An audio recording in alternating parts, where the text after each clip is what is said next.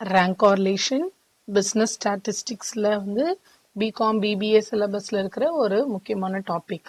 நமக்கு கார்லேஷன் இருக்கு, rank correlation இருக்கு, ரெக்ரெஷன் இருக்கு. அந்த யூனிட்ல இருக்க 3 டாபிக்குமே இம்பார்ட்டண்ட்டான டாபிக். இதில் நம்ம இப்போ என்ன பார்க்க போறோம் அப்படின்னா, when ranks R repeated. So திருப்பி ஒரே ரேங்க், நம்ம ஸ்கூல்ல ரிப்போர்ட் கார்டு போடும்போது பார்த்துருப்பீங்க, ஒரே டோட்டல் வரவங்களுக்கு ஒரே ரேங்க்ஸ் கொடுத்துருப்பாங்க. இங்கே நம்ம அதை தான் ஃபாலோ பண்ண போறோம். ஒரே மார்க் இருக்கிறது, இந்த நம்பர்ஸை வந்து நம்ம மார்க்காக கன்சிடர் பண்ண போறோம். ஒரே மார்க் எடுத்திருக்க ஸ்டூடெண்ட்ஸ்க்கு நம்ம ஒரே ரேங்கை டிஸ்ட்ரிபியூட் பண்ணி கொடுக்க போறோம். அதான் ranks R repeated. So, a sample of 12 fathers and their sons gave the following data about their height. So, father-ஓட டேட்டா கொடுத்துருக்காங்க, சன்னோட டேட்டா கொடுத்துருக்காங்க. இதை இப்போ நம்ம வேர்டிக்கலாக எழுதிக்க போகிறோம். ஸோ வேர்டிக்கலாக எழுதும்போது ஃபாதரோட வேல்யூவை எக்ஸ்ன்னு எடுத்துக்கலாம் அண்ட் சன்னோட வேல்யூவை ஒய்ன்னு எடுத்துக்கலாம். 65, 63, சரி பக்கத்துலேயே எழுதிக்கிறேன்.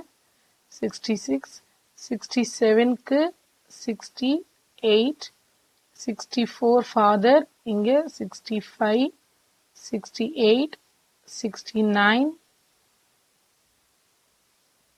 ஓகே, ஸோ 12 டேட்டா இருக்கு. 12 டேட்டாவையும் அப்படியே வெர்டிக்கலாக நம்ம எழுத போகிறோம். 62, 70, 66, 68, 67, 69, 71. அண்ட் இந்த பக்கம் 66, 68, 65, 71, 67, 68, 70. இப்போ நம்ம ஒவ்வொருத்தருக்குமா ரேங்க் தனித்தனியாக கொடுக்க போகிறோம். ஃபர்ஸ்ட் எக்ஸுக்கு ரேங்க் கொடுக்க போகிறோம். எக்ஸுக்கு கொடுக்க போகிற ரேங்கை R1 எடுத்துக்கலாம். ரேங்க் எப்பவுமே நம்ம மேக்ஸிமம் நம்பருக்கு தான் கொடுப்போம். இங்கேயும் அதை தான் ஃபாலோ பண்ண போகிறோம்.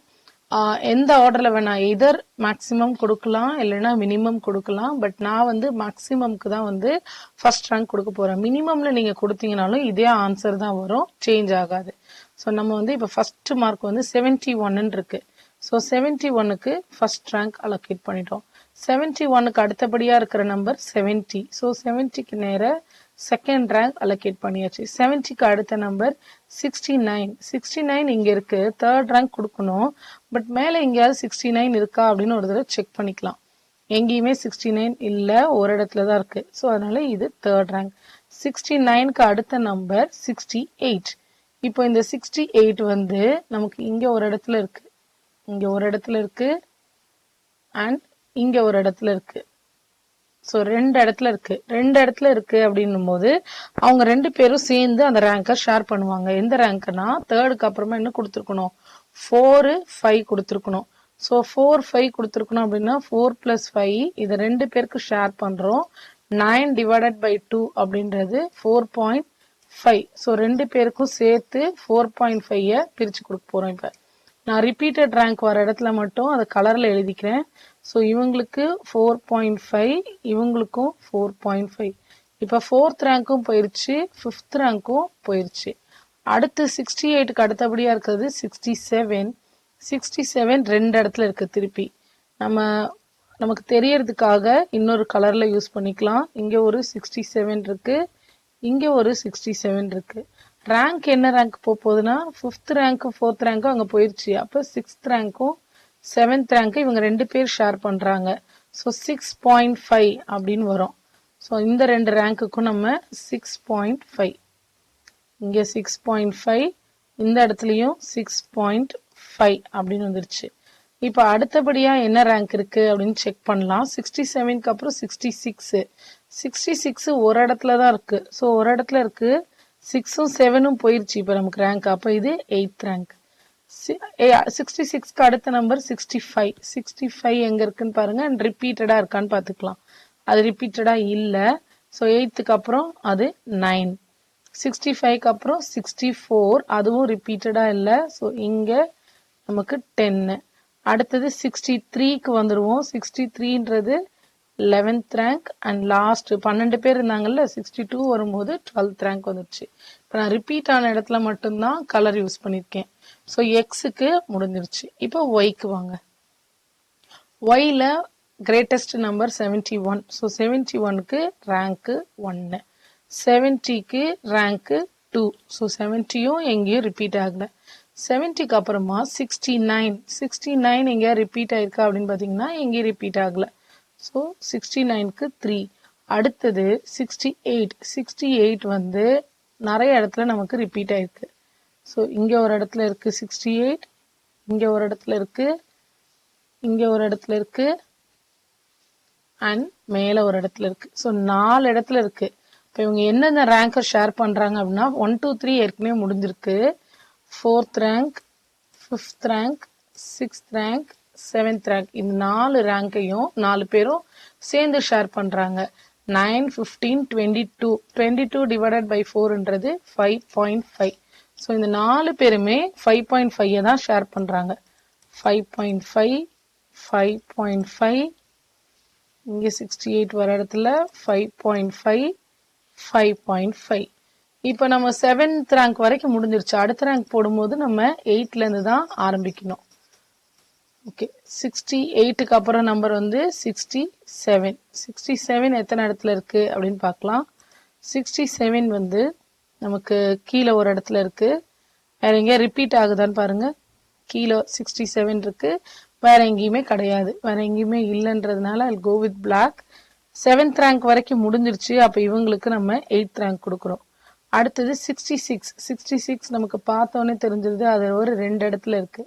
ஸோ 66 இங்க இருக்கு அண்ட் இங்க இருக்கு. அப்போ 2 ரேங்க் அவங்க ஷேர் பண்றாங்க. தட் ரேங்க் வந்து 9ம் 10ம் 9ம் 10ஐயும் டிவைடட் பை 2 போட்டா 9.5. ஸோ இவங்க 2 பேருமா சேர்ந்து 9.5ன்ற ரேங்கை ஷேர் பண்ணிக்கிறாங்க. இப்போ 9ம் போயிருச்சு, 10ம் போயிருச்சு. அடுத்து இருக்கிறது எனக்கு 65யுமே 2 இடத்துல இருக்கு. ஸோ வேற ஏதாவது நம்பர் மீதி இருக்கா பாருங்க. இல்லை. ஓகே, 65யும் நமக்கு 2 இடத்துல இருக்கு. 65 எந்த ரேங்க் ஷேர் பண்ணுவாங்கன்னா 11த்தையும் 12த்தையும். ஸோ 11 + 12 டிவைடட் பை 2ன்றது 11.5. இங்கேயும் 11.5. இப்போ எதுக்காக இப்படி கலர் பண்ணியிருக்கோம் அப்படின்னா அந்த இடத்துல ரிப்பீட் ஆகுதுன்னு காட்டுறதுக்காக நான் கலர் பண்ணியிருக்கேன். நீங்கள் எக்ஸாமில் ரிப்பீட்டட் ரேங்க் வரும்போது ஸ்லோவாக சம் வந்து சால்வ் பண்ணுற மாதிரி இருக்கும். இப்போ நம்ம டி கண்டுபிடிக்கணும். ரேங்க் 1 வந்துருச்சு, ரேங்க் 2 வந்துருச்சு. D equal to rank 1 minus rank 2. அடுத்தது டி ஸ்கொயர், அதை ஸ்கொயர் பண்ண போகிறோம். So 9 minus 5.5. 9 மைனஸ் 5.5ன்றது 3.5. அடுத்தது 1.5, 1, நெக்ஸ்ட் 6.5, 5.5. 6.5, 5.5 1, இது மைனஸ் 1.5, அடுத்தது plus 1.5, 2.5, minus 3.5, minus 3.5, plus 3.5, minus 1.5. நீங்கள் கால்குலேட்டர் யூஸ் பண்ணி ஒன்றா சப்ட்ராக்ட் பண்ணிக்கோங்க. நமக்கு டி ஸ்கொயர் தான் நமக்கு இதில் யூஸ் ஆக போகுது, டி கிடையாது. அதனால அது ப்ளஸ்ல இருந்தாலும் மைனஸ்ல இருந்தாலும் நமக்கு ப்ராப்ளம் இல்லைன்னா ஸ்கொயர் பண்ண போகிறோம். அடுத்து டி ஸ்கொயர் 3.5 ஸ்கொயர் பண்ணும்போது 12.25. இது 2.25, 1, 2.25, 2.25, 6.25,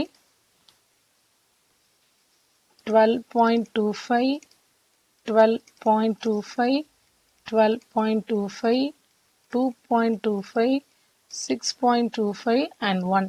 இது எல்லாத்தையும் ஆட் பண்ணா எனக்கு டி ஸ்கொயரோட வேல்யூ 72.5 அப்படின்னு கிடைச்சிருச்சு. இப்போ நமக்கு எல்லா வேல்யூ வந்துருச்சு. ஃபார்முலாவில் கொண்டு போய் சப்ஸ்டியூட் பண்ணலாம். நம்ம ஃபார்முலா எழுதிக்கலாம். ஃபார்முலா ரோ, ரேங்க் கார்லேஷன்றதை டினோட் பண்றது rho. Rho equal to 1 minus, இங்க நியூமரேட்டர்ல இதுக்கு பெருசா ஒரு பிராக்கெட் போட்டுக்கிறோம். நியூமரேட்டர் வேல்யூக்கு வெளியில 6. இந்த 6 நம்ம உள்ள எடுத்துக்கூடாது. 6 into summation of D square plus M into M square minus 1 by 12. திருப்பி அடுத்தது இது வந்து ரிப்பீட்டட் ரேங்க். எத்தனை ரேங்க் ரிப்பீட் ஆகுதோ அத்தனை தடவை நம்ம இது எழுதிட்டே இருக்கணும். அதனால அண்ட் சோ ஆன், மொத்தமா பிராக்கெட் க்ளோஸ் பண்றோம். Whole thing divided by n into n cube minus n எழுதலாம், இல்லை n into n square minus 1 எழுதலாம். ரெண்டும் ஒன்று தான். ஓகே, இப்போ டி ஸ்கொயர் எனக்கு தெரியும். m into m square 1ன்றது ஒவ்வொரு ரிப்பீட்டட் ரேங்க் ஏத்த மாதிரி மாறிட்டே வரும். இப்போ நம்ம கலர் கொடுத்ததை இங்க தான் யூஸ் பண்ண போறோம். Rho equal to 1 minus, so bracket பெருசா வெளியில இருக்கு 6 உள்ள சம்மேஷன் டி ஸ்கொயர்ன்றது 72.5 பிளஸ் ஃபர்ஸ்ட் ரிப்பீட்டட் ரேங்க் என்ன இருக்குன்னு பாருங்க. எக்ஸ் பாருங்க, எக்ஸ்ல இருக்கிற ரெட் கலர் பாருங்க. எத்தனை ரெட் கலர் இருக்குன்னா 2 ரெட் கலர் இருக்கு. ஸோ ரெட் கலர் 2 இருக்கிறதுனால it's 2 into 2 square minus 1 by 12. இது ஃபர்ஸ்ட். அடுத்தது ஏதாவது கலர் இருக்கா அப்படின்னா கிரீன் கலர்ல 2 இருக்கு. ஸோ அந்த கிரீன் கலருக்கு 2 இருக்கிறதுனால 2 into 2 square minus 1 by 12 plus இப்போ நமக்கு எக்ஸ் முடிஞ்சிருச்சு. ஒய்க்கு வந்துருங்க. ஒய்ல ஃபர்ஸ்ட் வந்து ப்ளூ தான் இருக்கு. ப்ளூ கவுண்ட் பண்ணலாம். 1 2 3 4 4 இருக்கு. ஸோ எவ்வளோ டேர்ம்ஸ் இருக்கோ அத்தனை டேர்மை தான் நம்ம இங்க எழுதணும். 4 into 4 square minus 1 by 12 plus blue colour முடிஞ்சிருச்சு. அடுத்து அந்த பர்பிள் கலர் எடுத்துக்கிறோம். பர்பிள் கலர்ல 1 and 2 2 இருக்கு. 2 கலர் இருக்கு. ஸோ 2 டேர்ம் இருக்கிறதுனால 2 into 2 ஸ்கொயர் மைனஸ் 1 by 12. இதோட முடியல, இன்னும் ஒரு டேர்ம் இருக்கு. நமக்கு எல்லோ ஒரு டேர்ம் இருக்கு. எல்லோக்கும் 2 இருக்கு. ஸோ நான் அதை இங்க எழுதுறேன். 2 into 2 square 2 square minus 1 by 12. இது ஃபுல்லாவே நியூமரேட்டர்ல இருக்கு. நியூமரேட்டரோட term whole thing divided by n into nன்றது number of data. so 12 cube minus 12. இப்போ rho equal to 1 minus bracket குள்ளதான் இருக்கு எல்லா டேர்ம்ஸுமே. 6 வந்து வெளியில தான் இருக்கு. ஒன்னா கால்குலேட் பண்ணிட்டு தான் 6ஓட மல்டிப்ளை பண்ணணும். 72.5 பிளஸ் 2 ஸ்கொயர்ன்றது 4 4 மைனஸ் 1ன்றது 3 3ஆல 3 2s are 6. அப்ப எனக்கு டிவைட் பண்ணும்போது மேல வந்து 6 by 12 அப்படின்னு வரும். 6 by 12ன்றது 1 by 2. ஸோ 1 by 2ஓட வேல்யூ 0.5. நீங்க இது கால்குலேட்டர் யூஸ் பண்ணிக்கோங்க. அடுத்ததும் 0.5. நெக்ஸ்ட் வேல்யூ வந்து 5. 4 into 4 ஸ்கொயர் மைனஸ் 1 வந்து நமக்கு 5ன்னு வேல்யூ கிடைக்கும். பிளஸ் அடுத்த வேல்யூ 0.5. அடுத்த வேல்யூ 0.5.